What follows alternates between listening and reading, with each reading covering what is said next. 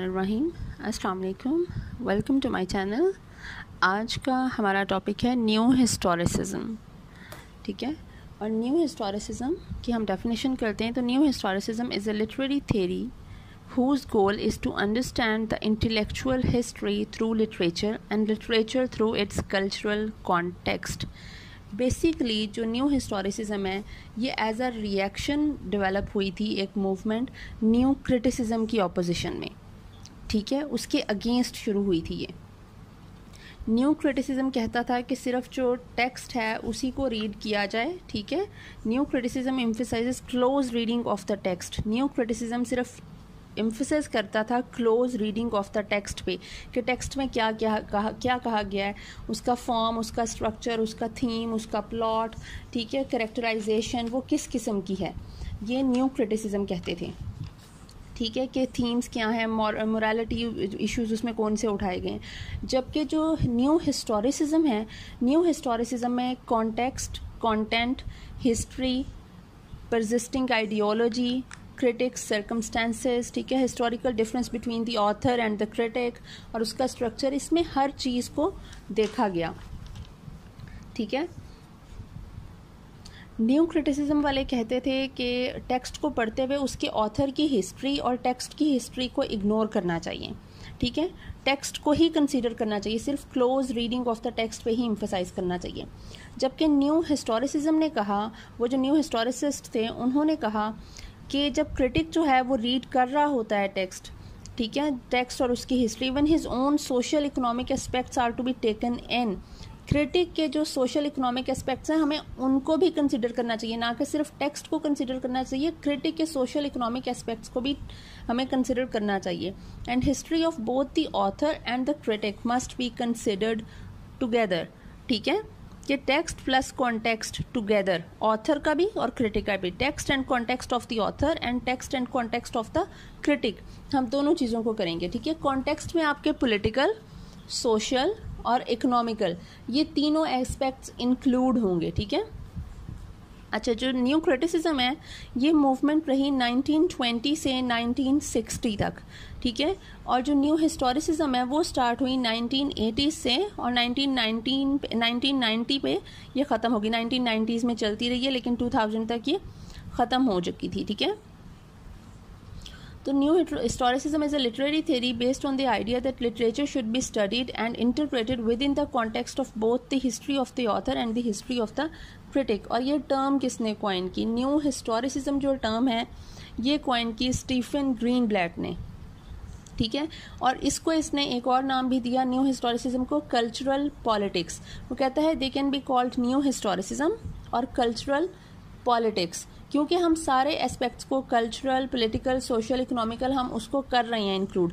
और हिस्ट्री कभी भी पॉलिटिक्स से दूर नहीं रही, दे आर ऑलवेज इंटरकनेक्टेड। ठीक है, और न्यू हिस्टोरिसिज्म उसने इसलिए कहा क्योंकि हिस्ट्री को रीड करने का और एनालाइज करने का ये एक नया तरीका था जिसमें हम ऑथर और क्रिटिक दोनों के टेक्स्ट को और कॉन्टेक्स्ट को, वो किस सदी में थे उस वक्त, क्या कौन सा किंग था, क्या हो रहा था, क्या पॉलिटिकल एस्पेक्ट्स थे, कौन सी मूवमेंट पॉलिटिक्स में चल रही थी, ठीक है, किस तरह का दौर था, क्या क्या कुछ हुआ उस वक्त, कौन सी वॉर्स हुई, ठीक है, उस वक्त इकोनॉमिकल इश्यूज कौन से थे, इस तरह ये सब कुछ जो है वो सोसाइटी किस तरफ को जा रही थी, कौन सी नई मूवमेंट्स आ रही थी, कौन सी नई इनोवेशंस हो रही थी, हर चीज़ को जब हम कंसिडर करेंगे तो ही हम जान सकेंगे कि इस टेक्स्ट के पीछे असल वजूहात क्या थी और ये टेक्स्ट क्या रिप्रेजेंट कर रहा है। ठीक है, इसलिए इसको उसने कहा न्यू हिस्टोरिसिज्म।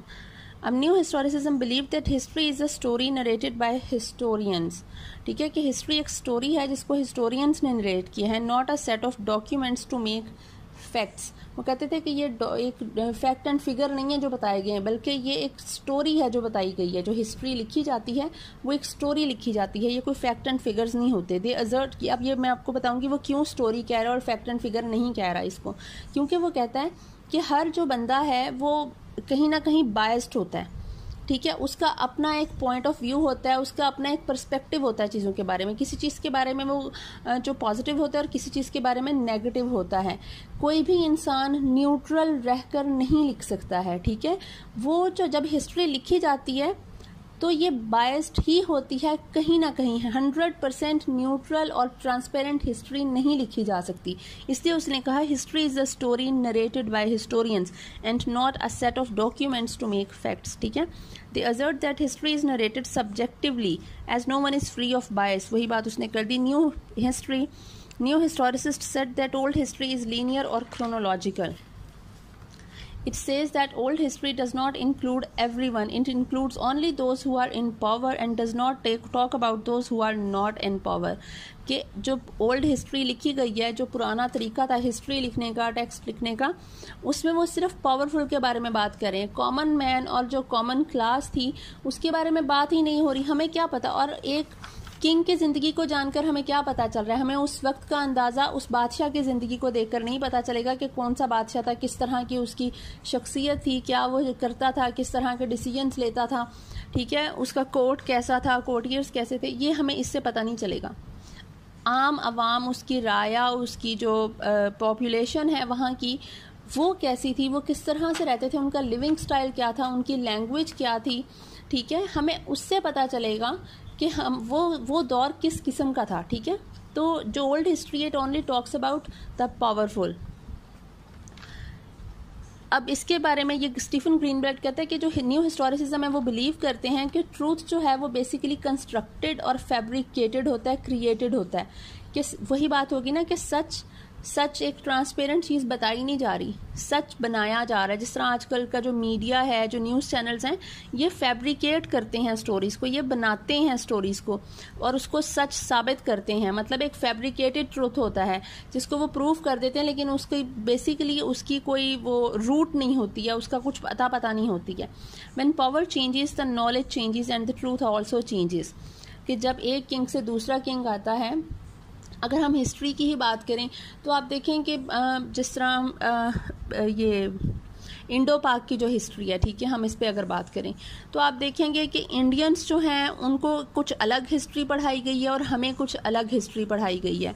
हर चीज़ फैब्रिकेटेड है कि हर एक ने जो है वो इंडियंस ने अपने तरीके से उन चीज़ों को जो है वो मॉडिफाई कर लिया है और मुस्लिम्स ने, पाकिस्तानियों ने अपने तरीके से मॉडिफाई कर लिया उस हिस्ट्री को कि कौन सी जंगें हुई और क्या हुआ, जो पुरानी हैं, ठीक है।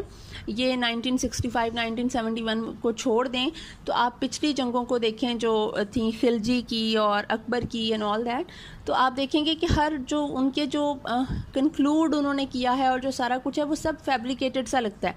अब एक न्यूट्रल बात हमें पता ही नहीं है अब आज के दौर में कि हुआ क्या, क्या नहीं हुआ, क्या, ठीक है, वो हमें नहीं पता है। तो जो ट्रूथ है वो फैब्रिकेटेड है।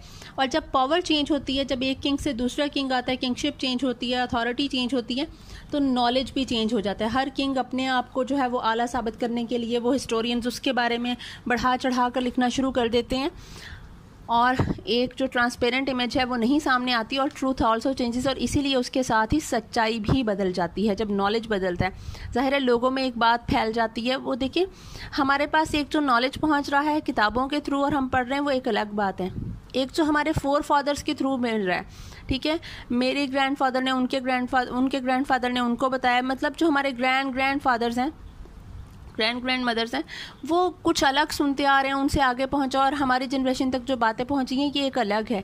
तो ये जो सारा नॉलेज भी चेंज हो जाता है और ट्रूथ भी चेंज हो जाता है, ठीक है।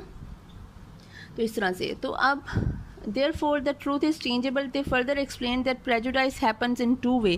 जो prejudice है हिस्ट्री लिखने में वो टू वे होता है, view point of the narrator and the priority of the historians, ठीक है। मतलब दो तरह से चीज़ों को बाइस्ड किया जा सकता है, प्रेजुडाइज्ड होती हैं, उनको मॉडिफाई किया जाता है। एक तो होता है व्यू पॉइंट ऑफ नरेटर का अपना व्यू पॉइंट क्या है, उसका पर्सपेक्टिव क्या है, परसेप्शन क्या है चीज़ को देखने का। It is very obvious that history is narrated differently in different countries. Narrators write history according to their own view point. हर नरेटर जो है वो अपने ही हिसाब से चीज़ लिखेगा, हर एक का अपना पॉइंट ऑफ व्यू होगा और वो उसी को ही क्लियर करेगा अपने टेक्स्ट में, ठीक है। वो किसी और का पॉइंट ऑफ व्यू नहीं लिखेगा। अपने आप को सही और दूसरे को गलत साबित करना इंसान को जो है वो प्लेयर देता है, ठीक है। Priority of historians apply their priority towards historical events even when they try to see and narrate a happening, meanwhile try to ignore and forget others। जिस तरह नरेटर का अपना एक पॉइंट ऑफ व्यू होता है हिस्टोरियन का अपना एक पर्सपेक्टिव होता है, उसकी अपनी प्रायोरिटीज़ होती हैं कि उसने कौन से इवेंट्स को लिखना है, किस इवेंट्स को लिख के बुक ज़्यादा पब्लिश हो सकती है या कौन से उसकी नज़र में इम्पॉर्टेंट है, वो उन इवेंट्स को लिखेगा और बाकियों को इग्नोर एंड अवॉइड कर देगा, छोड़ देगा, ठीक है। That's why new historicism rejects the prominent account of the power narration of history. अब ये जो priority of historian है, इसको उसने कहा power narration of history. इसको new historicism रिजेक्ट करता है। पावर नरेशन वही है कि आप सिर्फ पावरफुल के बारे में बात कर रहे हो, आप सिर्फ उसके बारे में बात कर रहे हो जिसके बारे में लोग ऑलरेडी जानते हैं या बातें फैल चुकी हैं या कुछ है। वो जो एक आम चीज़ है, आप आम टॉपिक को लेकर ही नहीं चल रहे हो, ठीक है। आप कॉमन चीज़ के बारे में बात ही नहीं कर रहे हो जिससे हमें एक ट्रू पिक्चर पता चलेगी। New historicism acknowledges not only that a work of literature is influenced by its author's times and circumstances, but that critics' response to that work is also influenced by his environment, beliefs and prejudice. कि एक author ने जब लिखा उसके अपने circumstances उस वक्त important थे, वो उन सर्कमस्टेंसेस के अकॉर्डिंगली और उनसे इफ़ेक्ट होकर वो टेक्स्ट लिख रहा था। कहीं ना कहीं उन सर्कमस्टेंसेस का असर उसके टेक्स्ट पे नज़र आएगा, ठीक है।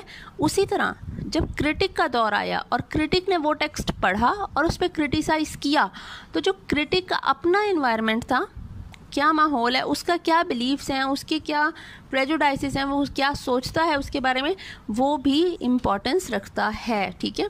जैसे आप मूवीज़ के रिव्यूज़ आते हैं, ठीक है, तो कुछ जो इस तरह के होते हैं, ये एंकर होते हैं या जो रिव्यू करते हैं, ये लोग यूट्यूब पे बैठे हुए हैं, ठीक है, यूट्यूबर्स हैं, वो रिव्यू कर रहे होते हैं, तो कुछ के साथ उनकी बनती है ना, तो वो बड़ा अच्छा रिव्यू करते हैं उनका।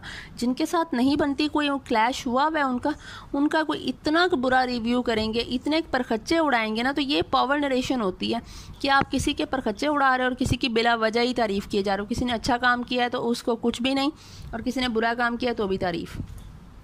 A new historicist looks at literature in a wider historical context, examining both how the writer's time affected his work and how the work reflects the writer's time. कि writers time affected his work, writer के environment और circumstances ने उसके work को किस तरह से effect किया, ठीक है, और उसका वर्क किस तरह से रिफ्लेक्ट होता है राइटर के टाइम पे। Their work reflects the writers time and also the critics conclusion influenced by current cultural context.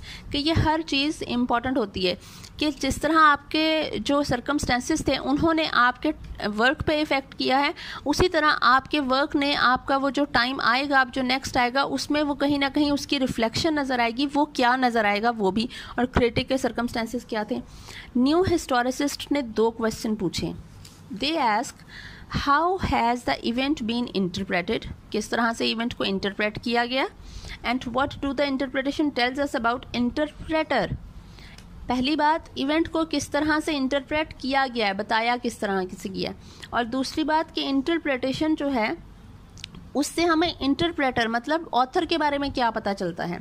तो स्टीफन ग्रीनब्लैट अब आता है, ये कॉइन की स्टीफन ग्रीनब्लैट ने in his work the power of forms in English renaissance, ठीक है।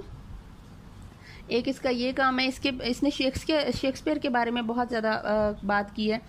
अच्छा, अब ये the power of forms in English renaissance 1982 में इसकी बुक जो है वो पब्लिश हुई थी, to describe the permeability of literature and history.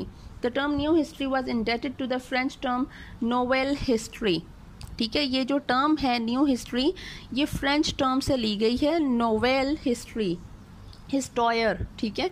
According to the Stephen Greenblatt, new historicism is on approach to literary criticism that states that literary work should be considered a product of time, place, historical circumstances of its composition rather than as an isolated work of art and text. जैसे कि पहले लोग कहते थे कि सिर्फ text को ही read करना चाहिए, एक जो टेक्स्ट है it is a product of art, it is a work of art, ठीक है। बिल्कुल उसी तरह ये हम इस तरह नहीं समझेंगे, बल्कि एक लिटरेरी वर्क, एक टेक्स्ट, एक बुक जो होती है, it must be considered a product of its time, its place and historical circumstances of its composition. उस वक्त क्या हालात हैं और क्या चल रहा है, हमें इन सब चीज़ों को कंसिडर करना चाहिए। हम इन सब चीज़ों को कंसिडर करेंगे तो ही हम एक अच्छा और जो प्योर एनालिसिस है उस चीज़ का हम तभी वो कर सकेंगे, ठीक है। अब ग्रीनब्लैट कहता है, Greenblatt rejects Frederic Jameson's view Jameson characterizes capitalism as a force which establishes a false separation between private and public spheres or between aesthetic and political domains. James also prophesies about a utopic future that we can achieve a classless future. आपको भी पता है कि utopian society is impossible, we can not achieve it. ठीक है, हम नहीं कर सकते, क्योंकि ये जो सारा कुछ अब हमें डेवलप हो चुका है, एक जो नेचर है और जिस तरह से हम बायस्ड हैं, प्रेजुडाइज्ड हैं, ठीक है, एनवी करते हैं, जेलसीज हैं, ठीक है, ग्रीड है, लायर्स हैं, ये सारा कुछ जो है ये हमें यूटोपियन सोसाइटी बनाने नहीं देगा. एक क्लासलेस नहीं है, एक हमें जो है वो क्लास सिस्टम हमें कूट कूट के भर गया हुआ है कि हम लोग पहले कास्ट पूछेंगे, क्लास पूछेंगे, स्टेटस पूछेंगे, हम उसके बाद किसी से बात करना पसंद करेंगे. किसी ने अच्छे कपड़े पहने में तो बात करो, नहीं तो नहीं करो. ये जो है ना इस तरह से पॉसिबल नहीं है. तो ग्रीनब्लैट ने इसको रिजेक्ट किया ये कहकर के post structuralism has raised questions about such a vision. Post structuralism इस विजन को बिल्कुल रिजेक्ट करती है. हैज़ रेज्ड क्वेश्चंस, उस पोस्ट स्ट्रक्चरलिज्म ने इस तरह के जो विजन है, इस तरह का जो सिस्टम है, उस पर क्वेश्चन रेज कर दिए हुए हैं. तो जब एक चीज़ पे क्वेश्चन रेज हो जाए तो वो चीज़ ऑब्जेक्टेबल हो जाती है. ठीक है, तो Greenblatt rejects Jean Francois Lyotard views. अब इसने लियोटर्ड के व्यूज़ भी जो हैं वो किए, रिजेक्ट किए. Lyotard associated capitalism with an effort to impose a single language on to all experience, thus destroying all differences between people और कल्चरल स्फीयर्स एज वेल. ठीक है, all differences between aesthetic and politics. Greenblatt ने कहा कि ये भी नहीं है. He argues that Lyotard's viewpoint employs history to support only one theoretical viewpoint, and it will lead to monolithic and contradictory version of capitalism. वो कहता है कि जो चीज़ अब ये लियोटर्ड कह रहा है कि हर चीज़ एक ही है और एक ही पॉइंट ऑफ व्यू से लिखनी चाहिए. ठीक है, to impose a single language on to all experience का मतलब है कि हर चीज़ सिंगल पॉइंट ऑफ व्यू से लिखी जाएगी, सिंगल वो एक ही चीज़ समझी जाएगी. ठीक है, एंड एस्थेटिक एंड पॉलिटिक्स ये सारा कुछ मिल मिला के वो कहता है. तो ग्रीनब्लैट कहता है कि नहीं, मोनोलिथिक स्ट्रक्चर हो जाएगा. मोनोलिथिक का मतलब होता है अनचेंजिंग, तो इसमें तो फिर चेंज ही नहीं आएगा, और जिस चीज़ में चेंज ना हो, वेरिएशन ना हो, वो चीज़ में इंटरेस्ट भी नहीं डेवलप होता और वो चीज़ ट्रू हो भी नहीं सकती है. हम इधर न्यू हिस्टोरिसिज्म कह रहे हैं कि ट्रू पिक्चर दिखाओ भाई. जो भी चीज़ है, आप हिस्ट्री के बारे में जब बात कर रहे हो तो हिस्ट्री की एक ट्रू एंड ट्रांसपेरेंट पिक्चर हमें दिखाओ, वो सामने रखो, ना कि एक फैब्रिकेटेड पिक्चर शो करो. ठीक है, तो अगर आप इस तरह से करोगे कि आप सारे एक्सपीरियंसेस एंड सारे जो टेक्स्ट हैं उसको एक ही टाइप में ले जाओगे तो फिर आप ट्रू पिक्चर कैसे शो करोगे. ठीक है, सोसाइटी जो है उसमें वेरिएशंस हैं, वो चेंज हो रही है with the passage of time. ठीक है, डे बाय डे चेंजेस आ रही हैं, तो उन चेंजेस को हमें हिस्ट्री में इंक्लूड करना चाहिए. तो Greenblatt refers new historicism as cultural politics. He wrote in his book will of the word, उसकी बुक है, उसमें उसने लिखा context is replaced by cotext. Cotext कहते हैं एनेक्टोट्स को या फोक टेल्स, जो बातों से बात निकलती है और बात पहुंचती है और इस तरह से एक जो मिथ चलती आ रही हैं, जिस तरह कोई कहानियां हैं हमें किसी वक्त की, ये हीर रांझा की और ये जो है, हमें नहीं पता कि पीछे कुछ सच था भी कि नहीं था, लेकिन ये चीज़ें चली आ रही हैं. ठीक है, जो एक दूसरे से आपको नॉलेज पहुंच रहा है. Context is replaced by cotext, that is an inter related non literary text from the same period. ठीक है, जो कॉन्टेक्स्ट है ये रिप्लेस्ड कर गया है कोटेक्स्ट से. कॉन्टेक्स्ट आपके सर्कमस्टेंसेज और सराउंडिंग्स होती हैं कि उस वक्त क्या हो रहा था. इज रिप्लेस्ड बाय कोटेक्स्ट, जो उस वक्त बात फैली, स्प्रेड हुई, कोई रूमर स्प्रेड होगी. ठीक है, it is an inter related non literary text होता है. ये जो कोटेक्स्ट होता है ये एनेक्डोट्स होते हैं. ठीक है, ये फोक टेल्स होती हैं, ये नॉन लिटरेरी टेक्स्ट से कहेंगे. ठीक है, और न्यू हिस्टोरिसिज्म जो है वो यही कहते हैं कि आपका जो कंटेंट, आपका कॉन्टेक्स्ट एंड आपका कोटेक्स्ट, इनके बारे में वो बात करते हैं, तीनों के बारे में. कंटेंट प्लस कॉन्टेक्स्ट प्लस कोटेक्स्ट के मतलब वो नॉन लिटरेरी टेक्स्ट कहते हैं. Content plus context plus non literary text, literary plus non literary. ठीक है, तो इनके बारे में वो बात करते हैं कि हमें इनको साथ लेकर चलना चाहिए है. ठीक है, नॉन लिटरेरी टेक्स्ट वही होगा कि आपको सही पिक्चर पता चलेगी वहाँ की उस वक्त की. अब न्यू हिस्टोरिसिज्म एंड शेक्सपियर. अच्छा, शेक्सपियर पे इसने जो है वो Renaissance self fashioning from Thomas More to Shakespeare, इसकी बुक है, 1980 में इसने पब्लिश की थी. Renaissance self fashioning from More to Shakespeare, Thomas More. ठीक है, उसके तो ये कहता है discussing Queen Elizabeth's history towards Shakespeare's play Richard II, Greenblatt argues that literary criticism is always historical in nature and there is no such thing as pure aesthetic value. जो literary criticism है वो कहता है is always historical. ये जो queen Elizabeth और जो Shakespeare Richard II के बारे में बात कर रहा है, आप ये देखें कि ये गेम ऑफ पावर के बारे में बात कर रहा है कि शेक्सपियर ने इतने सेंचुरीज पहले ये बातें और ये चीज़ें बयान कर दी थी। जिस तरह रिचर्ड II में जो है रिचर्ड जो है वो हेनरी को बैनिश करता है, उसकी लैंड को वॉर के लिए यूज़ करता है, फिर हेनरी जो है वो उसके खिलाफ वॉर करता है, ठीक है, उसको इम्प्रिजन करता है, मर्डर होता है वो रिचर्ड। तो ये सारा सीन है। तो वो ये कहता है कि ये जो गेम ऑफ पावर है ना, जो किंग्स एंड क्वींस और ये सारा कुछ चला आ रहा होता है रॉयल फैमिलीज़ में, तो ये तो इतने सेंचुरीज पहले शेक्सपियर ने अपने प्ले में भी बता दिया था। तो literary criticism is always historical in nature and there is no such thing as pure aesthetic value, ठीक है। Greenblatt acknowledges that when we speak of culture, we are speaking of a complex network of institutions, practices and beliefs. कि जो culture है ये complex network है जिसमें institutions, practices and beliefs आते हैं, आइडियाज़ आते हैं आपके, ठीक है। Greenblatt as new historicist profoundly reassesses the entire image of the Renaissance and other periods, questioning conventional categories of analysis within its cultural context, ठीक है।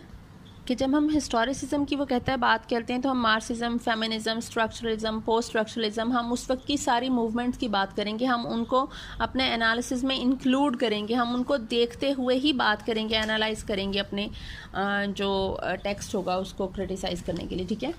तो इसकी जो बुक थी एक Shakespearean negotiation, he asked whether Shakespeare's play Merchant of Venice show him to be anti semitic, कि Shakespeare का जो प्ले था Merchant of Venice, new historicist recognizes that this is not a simple yes or no answer that can be made by studying the text. This work must be judged in the context in which it was written. So cultural history can be revealed by studying the work. Study the history reveals more about the text and studying the text reveals more about the history, ठीक है। अभी मैंने यहाँ पे ये quotation डाली हुई है, studying the history reveals more about the text and studying the text reveals more about the history, ठीक है। देखें कितनी मीनिंगफुल बात है कि जब हिस्ट्री पढ़ोगे तो टेक्स्ट की ज़्यादा समझ आएगी और जब टेक्स्ट पढ़ोगे तो आपको हिस्ट्री भी समझ आ जाएगी, आपको हिस्ट्री पता चलेगी, अंडरस्टैंडिंग। हिस्ट्री पढ़ने से टेक्स्ट में अंडरस्टैंडिंग आती है और टेक्स्ट पढ़ने से हिस्ट्री रिवील होती है, आपको हिस्ट्री की काफ़ी बातें पता चल जाती हैं। तो मर्चेंट ऑफ वीनस की जहाँ तक बात होती है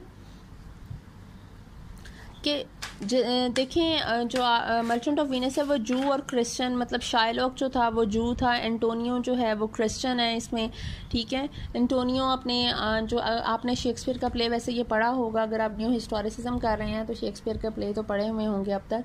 तो बेसेनियो के लिए जिसने पोशिया से जो है वो मैरिज करनी है उसके लिए वो कुछ लोन लेता है और शायलॉक जो है वो उसको लेंड कर देता है, ठीक है।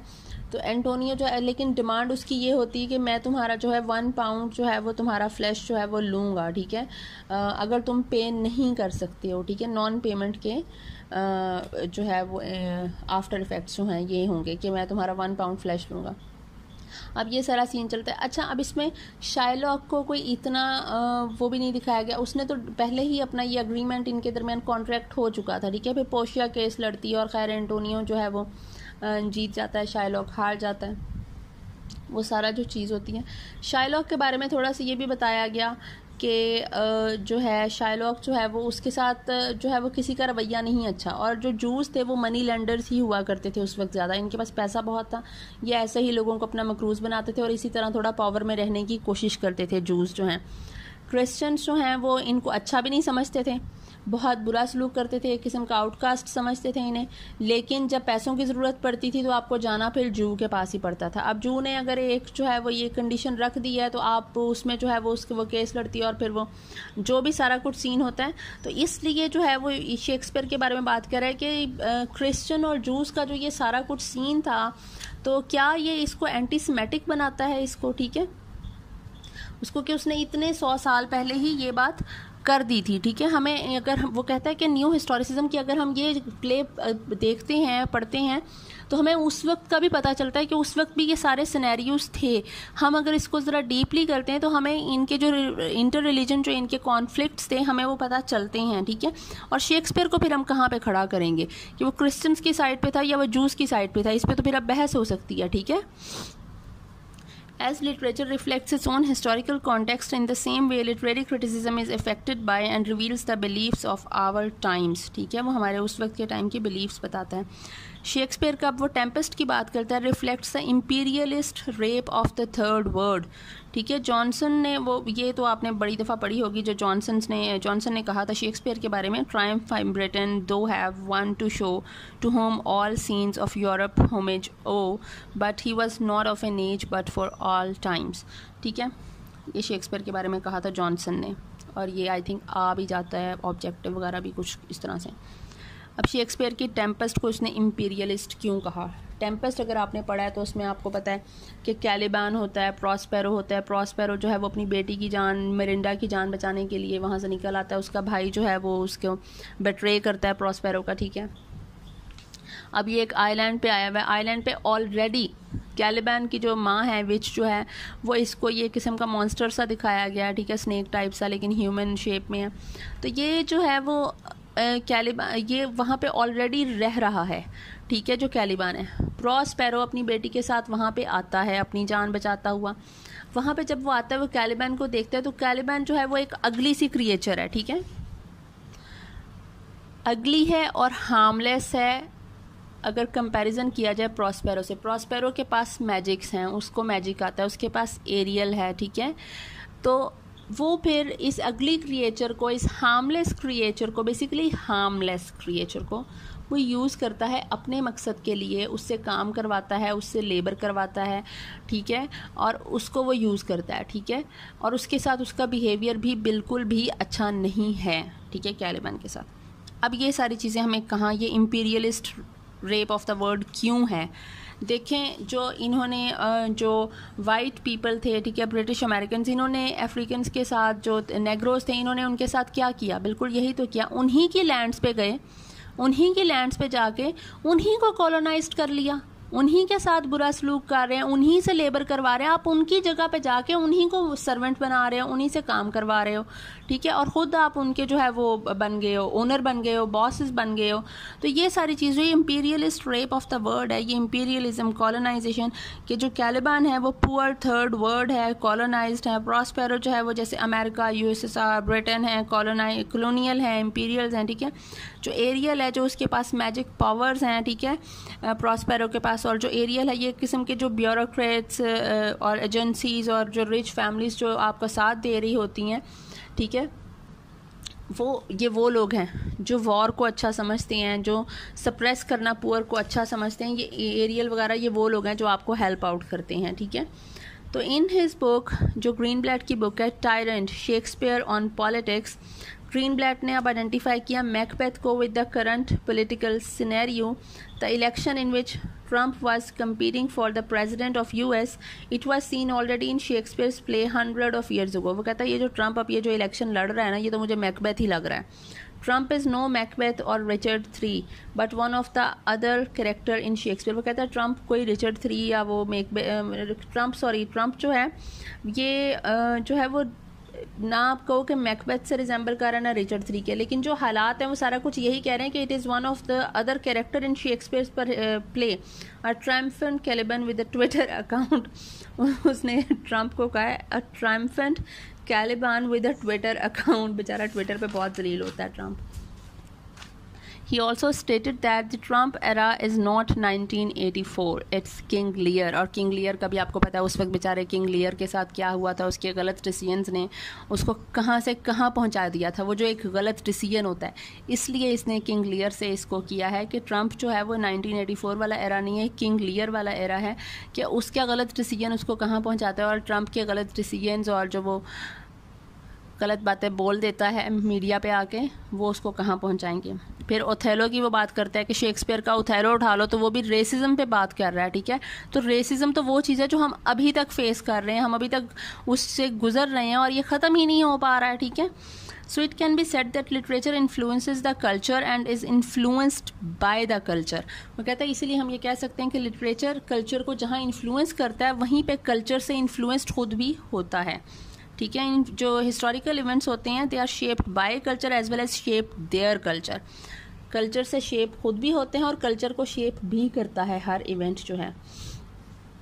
उसके बाद ये मैंने कुछ लिखे हुए इनके डिफरेंसेस लिखे हुए। ओल्ड हिस्टोरिसिज्म जो था वो हायरार्किकल था, ठीक है, जैसे वो एक लैडर होती है स्टेप बाय स्टेप, वो ऊपर से नीचे आ रहा होता है। जो न्यू हिस्टोरिसिज्म है दैट इज़ पैरेलल रीडिंग, कि आप लिटरेचर और हिस्ट्री को और क्रिटिक की हिस्ट्री को और ऑथर की हिस्ट्री को इकट्ठे कर रहे हो, पैरेलल रीडिंग होती है, ठीक है। Historical movement creates a historical framework in which to place the text, ठीक है। इधर जो हिस्टोरिसिस्ट मूवमेंट है वो करती है कि interested in history as presented and recorded in written documents history as text, ठीक है। ओल्ड हिस्टोरिसिज्म कहता था the word of the past replaces the word of the past, ठीक है, कि पास्ट को रिप्लेस कर देता है। अब इसमें जो न्यू कहते हैं aim is not to represent the past on as it really was but to present a new reality by resituating it. आप पास्ट को वैसे ही मत देखो जैसे दिखाया गया, बल्कि आप न्यू रियलिटी क्रिएट करो, ठीक है, रीसिचुएट करो चीज़ों को। अब इसमें बात आती है मिशेल फौकॉल्ट, ठीक है। And new historicism, his new historicism is also influenced by Foucault's concern of power. Foucault questions the traditional history, अच्छा इसको कहेंगे मिशेल फोकू, स्पेलिंग याद करने के लिए आप फोकाल्ट कर लें, बोलने के लिए फ्रेंच था तो फोकू, ठीक है, मिशेल फोकू। अब ये करता है seeks throughout his power to make sense of how our contemporary society is structured differently from the society that preceded us. हमारी जो सोसाइटी जिसमें हम अभी रह रहे हैं वो किस तरह से चेंज है और स्ट्रक्चर्ड है डिफरेंटली। हमारी सोसाइटी का स्ट्रक्चर डिफरेंट है हमारे से पहले वाली सोसाइटीज़ से, ठीक है।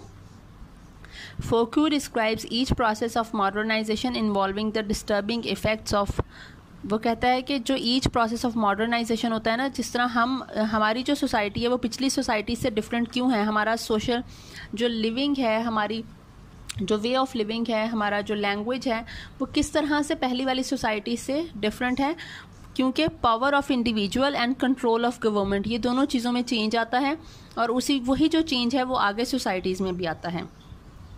इसका जो मोस्ट इन्फ्लुएंशियल वर्क था वो है डिसिप्लिन एंड पनिशमेंट, ठीक है। It paints a picture of contemporary society. He explores the way in which government has claimed greater control over our lives and enforcement on our private aspects of lives. ये discipline और punishment जो है ये इसका most important work है और इसमें ये करता है कि किस तरह गवर्नमेंट ने हमारी लाइफ्स को अपने कंट्रोल में लिया हुआ है और किस तरह चेक एंड बैलेंस रख रहे हैं हमारी लाइफ्स पे और किस तरह से हमारी प्राइवेसी में इन्वेड कर रहे हैं और इंटरफेयर कर रहे हैं, ठीक है। इसने पैनॉप्टिक स्टेट कहा है इसे, pan all optic saying, panoptic all seeing state, ठीक है।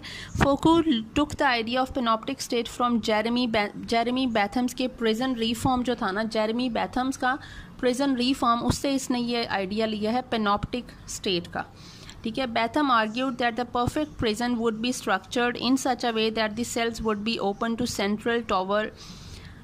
अच्छा ये ऐसे है, उसने कहा कि एक पैनॉप्टिक टॉवर होगा, जैसे एक प्रिजन बनी होती है उसमें जो सारे जो सेल्स होते हैं, जो सारे रूम्स हैं वो एक टॉवर से कनेक्टेड होंगे।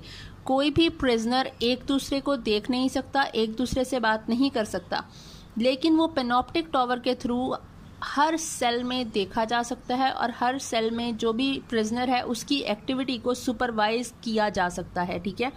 और जो प्रिजनर हैं वो हर वक्त इसी खौफ में है कि उनको देखा जा रहा है और वो अपनी सुपरविजन और उनको क्योंकि देखा जा रहा है इस वजह से उनको सर्वेल किया जा रहा है, ठीक है। ये जो नज़र रखना होता है, आपको सुपरवाइज करना, इसको कहते हैं सर्वेलेंस। जो उनको सर्वेल किया जा रहा है इस डर से वो लोग कोई गलत काम नहीं करेंगे, वो डर रहे हैं। जिस तरह जो एक पक्का मुसलमान होता है, हम कहते हैं कि ठीक है अल्लाह ताला हमें हर जगह पे देख रहा है, ठीक है, अल्लाह ताला हमें हर जगह पे देख रहा है, वो देख सकता है, तो हम कहेंगे नहीं ये गलत काम मत करें, कोई और ना देखे, अल्लाह ताला तो देख ही रहा है ना हमें। तो बिल्कुल उसी तरह वो जो प्रिजनर्स हैं उनको भी बिल्कुल वही चीज़ सोच रहे हैं कि हमें ऊपर से कोई देख रहा है और अगर हम पकड़े गए कुछ करते हुए तो फिर हमें पनिशमेंट मिलेगी। उसके डर से वो लोग कोई गलत काम नहीं करेंगे, ठीक है। Foucault saw this prison reform as a model for how society should function. वो कहता है कि ये जो प्रिजन रिफॉर्म है, इससे हमें सोसाइटी को किस तरह से फंक्शन करना चाहिए हमें कुछ आइडिया मिलता है। To maintain order is a democratic in a democratic and capitalist society, people need to believe that any person could be surveilled at any time. The idea was called by Foucault as an all-seeing panoptic surveillance state. इस idea को उसने नाम दिया an all-seeing panoptic surveillance state, कि हर आदमी को यही लगे कि उसे हर वक्त सर्वेल किया जा रहा है, देखा जा रहा है, और उसे किसी भी टाइम जो है वो मतलब कोई गलत काम करेगा तो उसे पकड़ा भी जा सकता है, ठीक है। The system control has been added in own culture by the term. अब ये देखें, अब उसने कहा है कि ये जो सिस्टम है, ये जो पेनॉप्टिक स्टेट है, हम वैसे अभी इसी पेनॉप्टिक स्टेट में रह रहे हैं, हम ऑल सीइंग स्टेट है हमारी। ये जो कैमराज लगे हुए, रोड्स पे कैमराज लगे हुए, जो हमें हमारी मूवमेंट को जो है वो कैप्चर करते हैं कि हम फास्ट स्पीडिंग तो नहीं कर रहे या फिर हम कोई रॉन्ग डूइंग तो नहीं कर रहे कुछ, ठीक है। वो उसको हमें पकड़ सकते हैं, चालान भेज देंगे, अरेस्ट कर लेंगे, ठीक है। वो सारा कुछ जो है वो रोड्स पे कैमरास का होगा। अब तो वैसे जो है वो स्ट्रीट्स में स्ट्रीट कैमरास भी लगे हुए हैं, वो भी जो है वो करते हैं कि कोई हादसा ना हो जाए, कोई मिसहैप किसी के साथ ना हो जाए, थेफ्ट ना हो कोई किसी किस्म का, ठीक है। वो चीज़ें हैं। फिर हम लोग जब अपने घरों में अपने बच्चों को जो है वो कामवालियों के स्पुर्द छोड़ के जाते हैं तो हम अपने घरों में कैमरास लगा के जाते हैं, ठीक है, कि कोई प्रॉब्लम बच्चे के साथ ना हो जाए। फिर उसके अलावा ये जो सब कुछ है, ये सारी ऑल सीइंग स्टेट ही तो बनती जा रही है, ठीक है।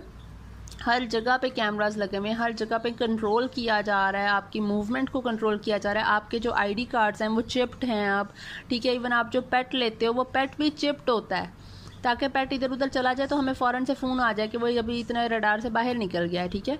तो वो चिप्ड पेट्स हैं, चिप्ड ही आप, वो आईडी कार्ड आपके चिप्ड हैं, ठीक है। आपको पता चल जाएगा कि आप नहीं है, ट्रैक किया जा रहा होता है, आपके फ़ोन से आपको ट्रैक किया जा रहा होता है, आपकी गाड़ी में ट्रैकर लग सकता है, ठीक है। ये सारी चीज़ें हैं, ये एक ऑल सीइंग स्टेट की तरफ हम ऑलरेडी जा चुके हैं, हम उसमें रह रहे हैं अभी ये मज़ीद जो है वो इसमें आप कह लें कि एक्सट्रीम आने ही वाली है, तो अभी हम ऑलरेडी उसमें हैं। तो इसके इफ़ेक्ट्स वो बताता है। Effects of this panoptic schema include the internalization of rules and organization. Internalization rules and organization का मतलब है कि हर चीज़ एक ही ऑर्डर के तहत काम कर रही है। ऑफ रूल्स एंड ऑर्गेनाइजेशन, सभी ऑर्गेनाइजेशन को एक वो रसल वाली बात है कि वन वर्ड गवर्नमेंट, एक ही ऑर्डर के तहत चल रहा है सब कुछ। बिल्कुल इधर भी ऐसा ही होगा। The internalization of rules and organization, कि वो जहाँ पे जिस कंट्री में या जिस तरह से है वो आप एक वन यूनिट जो है वो एक सेंटर एक बन जाएगा उसका, ठीक है। Rehabilitation rather than cruel and unusual punishment. वो कह रहा है इस तरह से हम लोगों को, क्योंकि जो है वो इस तरह के गलत काम करने से हम रोक सकते हैं, उनमें एक डर बैठ जाएगा पनिशमेंट का, तो होगा ये कि वो डर के मारे करेंगे ही नहीं, तो रिहेबिलिएशन हो जाएगी, वो रिकवर कर जाएंगे, उससे रिफॉर्म ज़्यादा होगा और पनिशमेंट हमें कम देनी पड़ेगी, क्रूएल्टी कम हो जाएगी इसके थ्रू, ठीक है। हालांकि जो आजकल ये रेप के सीन चल रहे हैं, अल्लाह देखकर खौफ आता है। छोटे छोटे बच्चों को नहीं छोड़ रहे, इनको वैसे पब्लिक हैंगिंग होनी चाहिए, मैं तो कहती हूँ और भी बुरा हाल होना चाहिए। सर्वेलेंस है कि ज़ाहिर है हर एक पे नज़र रखी जाएगी, हर कोई आपके अंडर ऑब्जर्वेशन रहेगा, ठीक है। एफिशिएंसी ज़्यादा हो जाएगी ऑब्वियसली, जब आपको पता है कि आप पे नज़र रखी जा रही है, आप अंडर ऑब्जर्वेशन हो, तो आप एफिशिएंट हो ही जाते हो और इफ़ेक्टिव भी काम करते हो, ठीक है।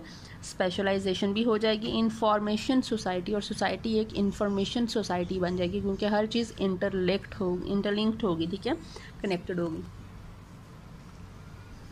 लेकिन वो इसका एक साइड इफ़ेक्ट बता रहा है कि ये अगर ऐसी पेनॉप्टिक स्टेट हो जाती है, इतनी सर्वेलेंस होती है, तो हम एक मोनोलिथिक सोसाइटी की तरफ जा रहे हैं। एक मोनोलिथिक अनचेंजिंग स्ट्रक्चर बन जाएगा, एक स्टैटिक स्ट्रक्चर में हम हो जाएंगे, जैसे दाखिल हो जाएंगे, और उसके बाद फिर ये चीज़ें काफ़ी ज़्यादा कॉम्प्लिकेट हो जाएंगी। और आपको पता है एक मोनोटनी जब आ जाती है तो आपकी लाइफ जो है वो थोड़ी एक सिकनेस आ जाती है चीज़ में, वो चीज़ उतना वो नहीं रहती है, मतलब इंटरेस्ट नहीं रहता, फ़न नहीं रहता, और आपकी लाइफ जो है वो लाइफलेस बन जाती है, ठीक है, बेसिकली लाइफ नहीं रहेगी। फिर वो बात करता है डिसिप्लिन की, ये उसने बात की उस वक्त। अब डिसिप्लिन की वो बात करते हैं, तो discipline for Foucault is a type of power, a modality for its exercise, ठीक है। अब वो कहता है कि ये जो Foucault proposed a collision between discourse and power, वो कहता है जो डिस्कोर्स, अब पहले आपको डिस्कोर्स होता है वर्बल एक्सचेंज, जो आइडियाज़ या जो एक्सचेंज किए जाती हैं बातें, an institutionalised way of thinking, a social boundary defining what can be said about a certain topic. ठीक है, इसे कहते हैं डिस्कोर्स कि क्या बात किसके बारे में करनी चाहिए, एंड पावर, इनके कोलिजन की वो बात करता है। तो इसको वो टर्म यूज़ करता है archaeology to designate his historical method. Archaeology कहते हैं study of past by excavation and analysis of its material remains, कि पास्ट और हिस्ट्री का जो बचा खुचा रह गया ना, लेफ्ट ओवर रह गया है, उसको डिग करना। अब पास्ट को डिग करो, उसमें से निकालो, उसका लेफ़्ट ओवर निकालो और उस पर फिर अपनी हिस्ट्री को बेस करो, और वो जो डिस्कोर्स जो भी सारा कुछ वो यूज़ हुआ है, जो पावर थी उसमें, उस सब को यूज़ करो, तो आपको हिस्ट्री की एक ट्रू पिक्चर वो कहता है मिल ही जाएगी। Archaeology does not define thoughts, images, representations, themes, and preoccupations that are revealed in the discourse. Rather, it tries to make sense of how a period's very approach to key terms like history, subjectivity, and oeuvre, OEUVRE, इसको कहते हैं ओवरा, इसे कहते हैं complete work of art. ठीक है, किसी भी वर्क ऑफ आर्ट को ओवरा कहेंगे। Effects at periods understanding of itself, मैं कह रहा आर्कियोलॉजी से हमें ये ज़रूर पता चल जाएगा कि उस वक्त की क्या हिस्ट्री थी, क्या सब्जेक्टिविटी थी, उस दौर का आर्ट जो है वो किस तरह से था। ठीक है, हमें उन चीज़ों के बारे में ज़रूर पता चल जाएगा। Archaeology does not seek to reconstitute the truth of history, but how many period is made up of a series of discourse. It is a study of human history and prehistory through the analysis of artifacts and other physical remains. Archaeology जो है वो आपकी study of history and pre history है। मतलब कि जो archaeologist हैं वो जिस तरह से वो डिग करते हैं और चीज़ों को निकालते हैं, कोई ना कोई सुराग निकालते हैं हिस्ट्री का, और उस पर फिर वो रिसर्च करते हैं। तो ये सारी चीज़ें हैं कि हमें हिस्ट्री का पता दे रही हैं किसी ना किसी तौर से। ये जो आप टेक्स्ट पढ़ते हो, ये जो डिस्कोर्स है आपका, ये सारी चीज़ें आपके, ये जो पुराने कोई चीज़ें निकल आती हैं, तो ये सारी चीज़ें जो हैं ये आपको हिस्ट्री का पता देती हैं। ठीक है, तो इसी तरह हिस्ट्री जो हमें वो जो फैक्ट्स एंड फिगर्स बताए हैं हिस्टोरियंस ने, हमें पूरा उसी पे भरोसा नहीं करना चाहिए, बल्कि हमें किसी न्यूट्रल और ट्रू, अगर हम एक, वो कहते हैं ना कि वन साइड स्टोरी नहीं सुननी चाहिए, दूसरी साइड भी सुन लेनी चाहिए। उससे आप खुद एक जो सेंसिबल बंदा है वो खुद ही जो है वो समझ सकता है कि बीच में असली बात क्या होगी। वो बिल्कुल वही बात ये न्यू हिस्टोरिसिस्ट कह रहे हैं। तो आई होप आपको न्यू हिस्टोरिसिज्म की समझ आ गई होगी। Thank you so much.